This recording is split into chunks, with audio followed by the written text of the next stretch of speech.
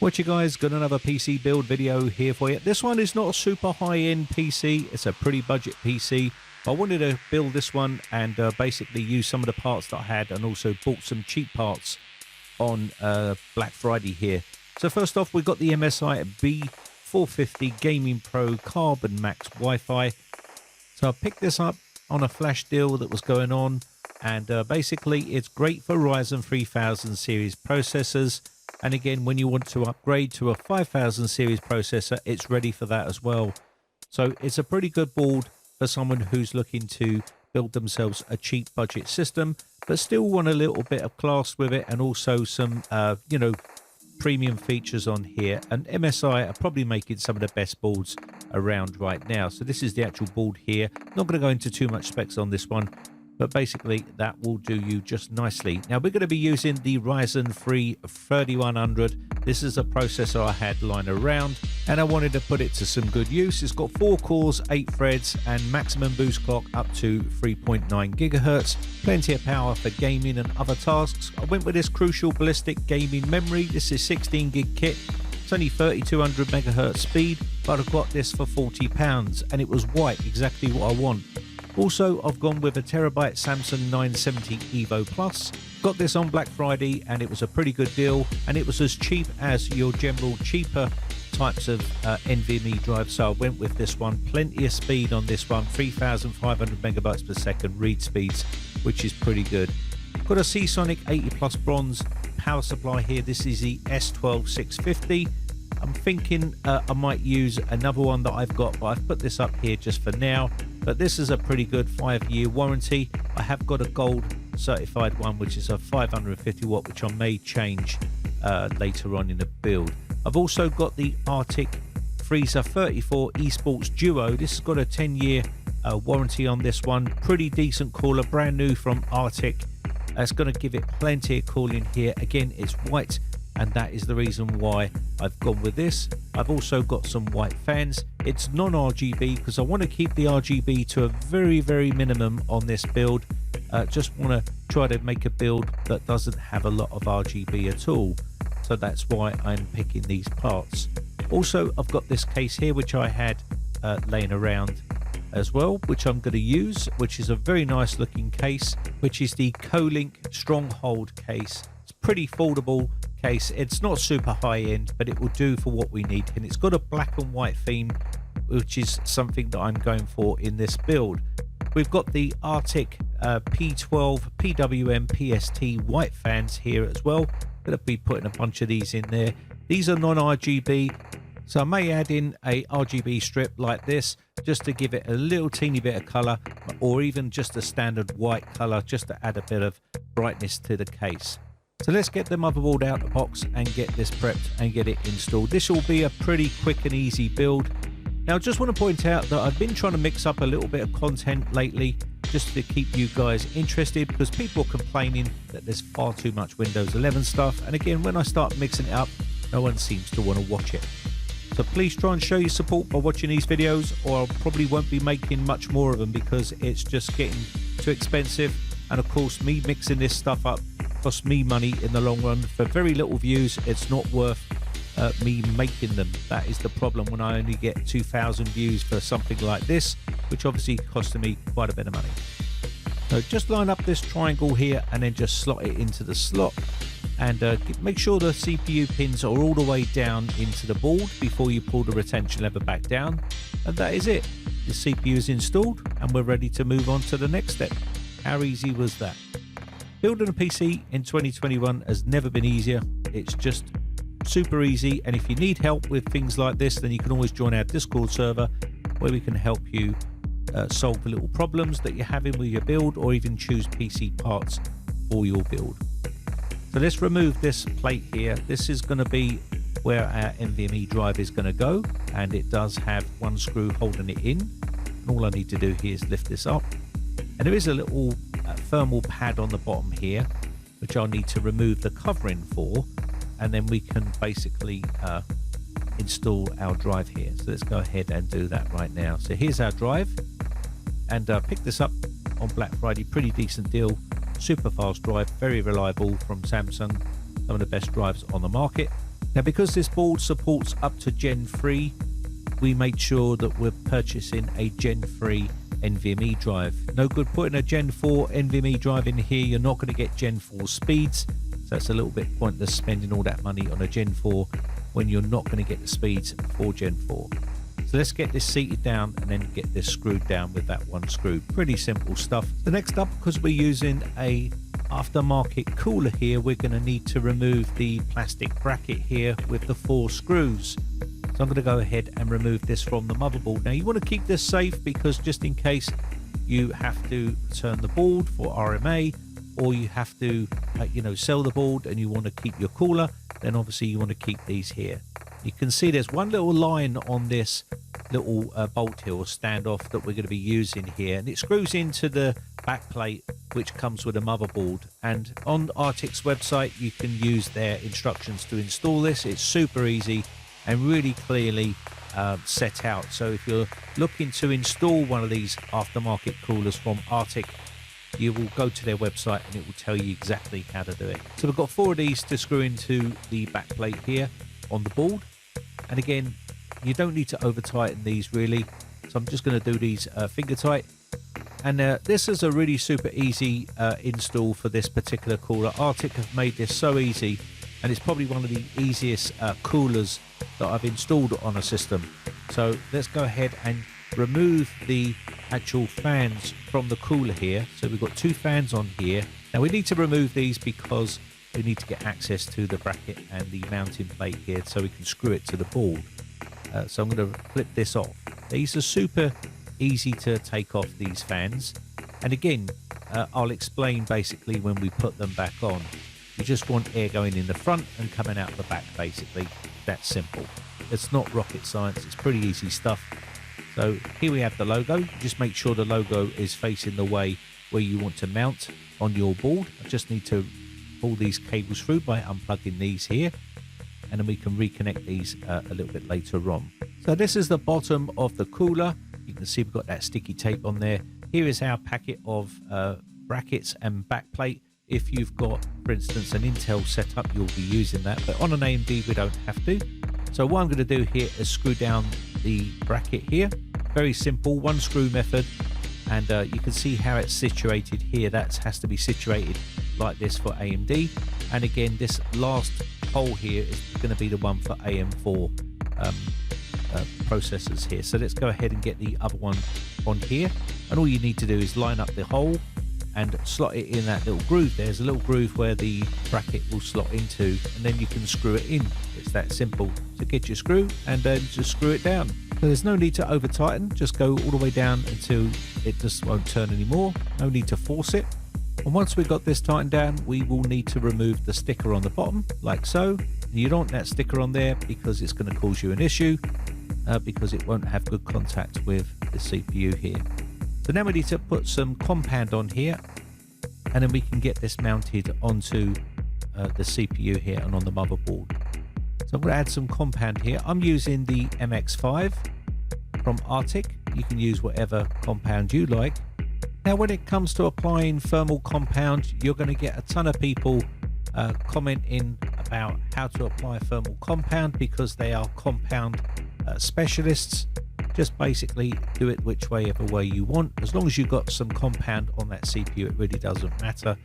I'm going to be using the spread method here, using a latex glove, and that way any surplus compound I can just leave it on the glove here. And this is pretty thick compound, so I can move this around and cover every part of the CPU here, and without putting too much or too little on. It's that simple. But if you want to put a blob on there, or a line, or 5 dots, or lines and dots and triangles and whatever it is you want to do, then by all means you do so. But that's the basic way I'm doing it. It's pretty straightforward and easy to do. So let's get the cooler and get this installed onto the motherboard. Now you don't need to put any compound on the bottom here. There's plenty on there. Otherwise you'll just put too much down onto the actual chip, then it starts squirting out over the sides. So all we need to do is line up the holes and slot it onto the board. Okay, so we've got that lined up. All we need to do now is get the thumb screws to screw this down and hold it into position. And these come in the kit, so you can see them here. And they do have a screw head on the top, so you can use your screwdriver to tighten these down. Really, they're probably not called thumb screws, but you know what I mean. It's the same sort of thing. They look the same as the thumb screws on the back of the case, and they have a screw head on them, and they call them thumb screws. But I'm pretty sure someone in the comment section will call them something totally different because they're the thumb screw expert. So let's go ahead and get these screwed in, and we can then tighten these down, and away we go. So let's get all 4 of these on first before we start tightening these down. You don't want to tighten down on one of these at one time, because what will happen is it will start pitching up on the other side, and then you won't be able to get a connection with it with the screw, and it'll end up buckling a little bit. So you don't want to do that. So just get all the screws on first, and then we can go around tightening them one at a time. So I've got them all roughly on there, and now you can get your screwdriver and just tighten up a little bit. So you don't want to overdo this on one side.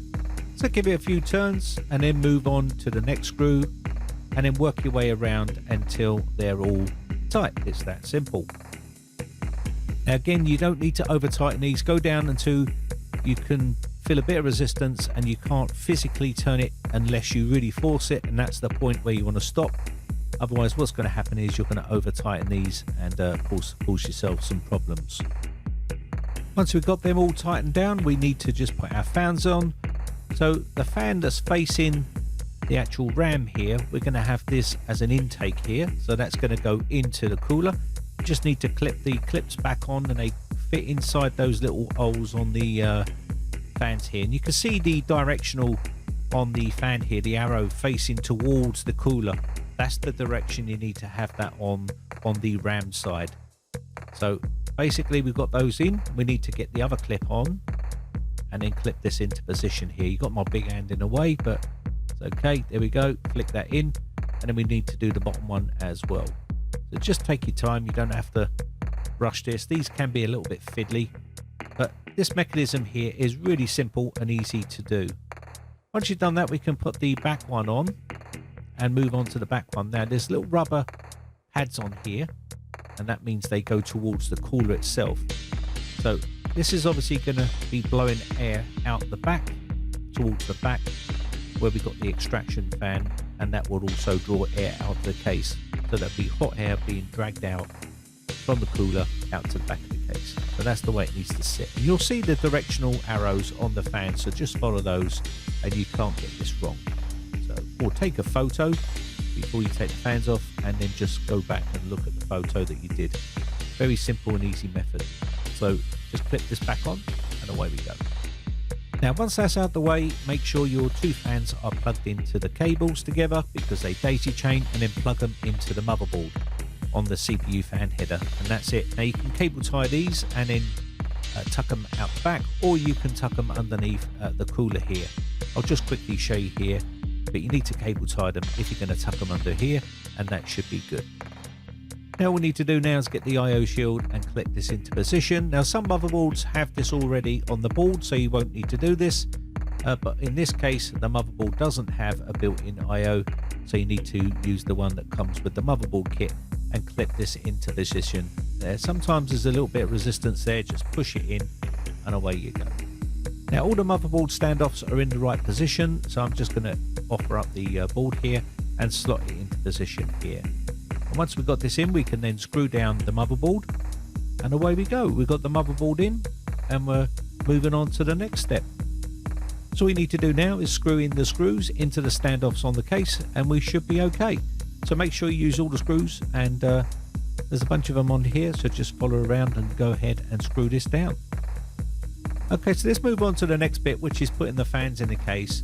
We're going to be using the Arctic fans here. These are the Arctic P12 PWM PST fans, and these are pressure optimized fans. So we're going to be using 2 at the top and 1 at the rear.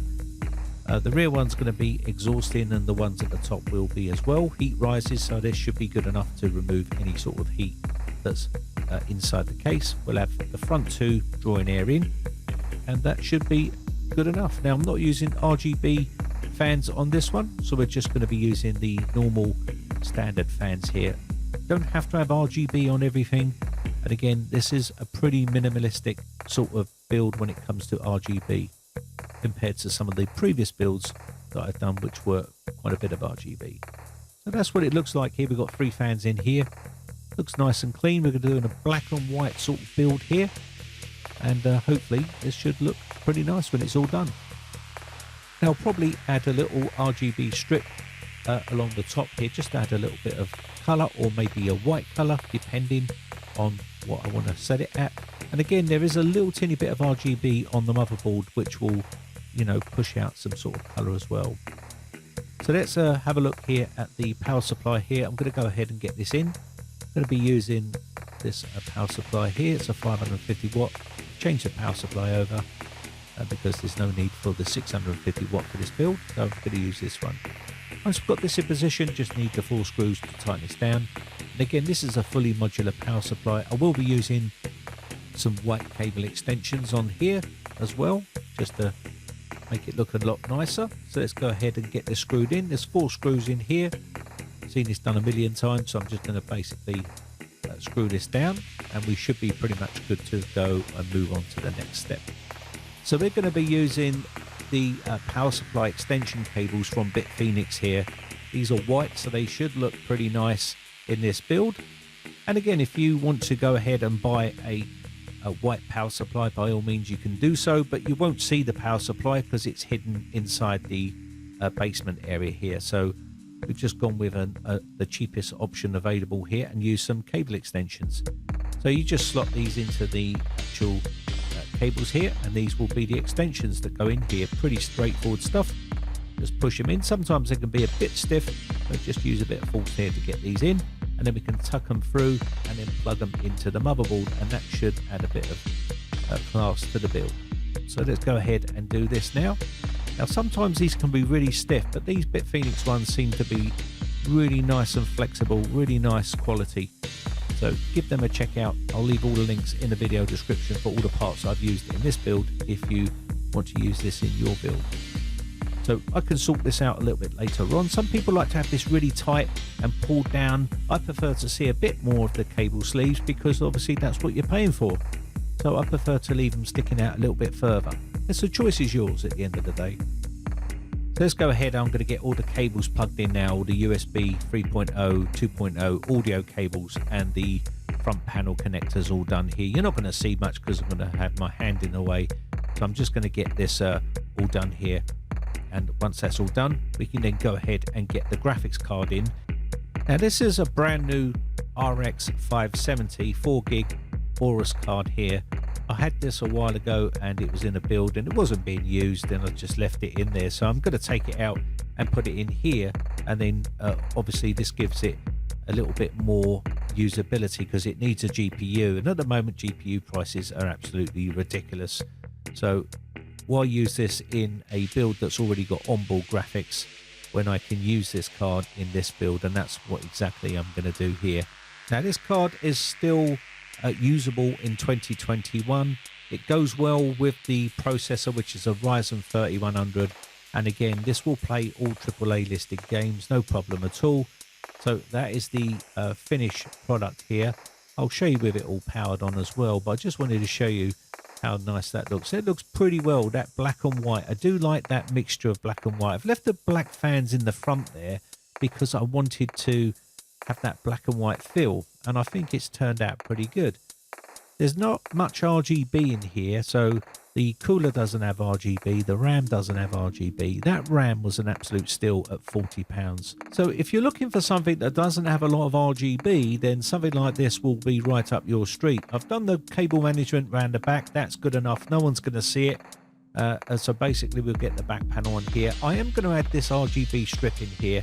It can always be removed if I decide to remove it, but it does look pretty nice up the top here. It's only the RGB strip that's giving this a bit of colour. I've removed the glass panel on the side so you can see clearly, and you will be able to see that RGB strip there, but you won't see it when the glass is on because it has a black bezel all around the outside of the glass panel, so you won't see it at all. So it is hidden up the top there, and you can use whatever colour scheme you like, whether you want to use white, blue, red, whatever you want here. And again, this is just using a little bit of RGB on the motherboard and on the RGB strip here. So very minimalist type of RGB build. Again, if you don't want to have the RGB on at all, you can turn it off And it just goes to show you don't need to spend an absolute fortune to build a nice looking PC. As long as you pick and choose the parts properly that go with the build that you're trying to do. And maybe I'll make a video about how I go about choosing parts so I get the right parts that look well with each other. And that's the whole secret here, is making sure everything blends well. And you can see we've got a white black sort of theme going on here. Again, the RGB just adds a nice little colour to the actual build itself. And if you wanted to get a nice little figure there, you could probably put some sort of stormtrooper in there or some sort of white figure in there. And that would look pretty cool as well. I'm pretty sure someone will be absolutely blown away with this at Christmas if they got it to play games on. It will play all your games that you want. Again, the RX 570 is not the best card in the world, but it's good enough for what this build is. And again, if you're buying a used card, you can probably pick those up pretty cheap. This is a brand new RX 570, and again, I wouldn't spend any more than £100 or £90 on a brand new RX 570 if I was to buy one today. But again, all of the prices again are going to vary depending on where you get yours. I had some of these parts lying around, but I reckon, you know, a good 500-ish sort of pounds is going to be able to get you something like this PC here if you was to buy everything brand new and you was getting deals like I got. Now, I know everyone can't get their hands on a GPU right now, hence why I'm using an RX 570. I have bought a couple of GPUs lately and they've cost me quite a lot of money, so they are for my own personal use. But this one I had lying around, which is a brand new card, and hopefully someone will get some sort of use out of it. But anyway, I hope you find this video some sort of entertainment or useful, and I'll leave all the links in the video description. Some of these prices may vary, so bear that in mind. Anyway, my name has been Brian from briteccomputers.co.uk. Bye for now.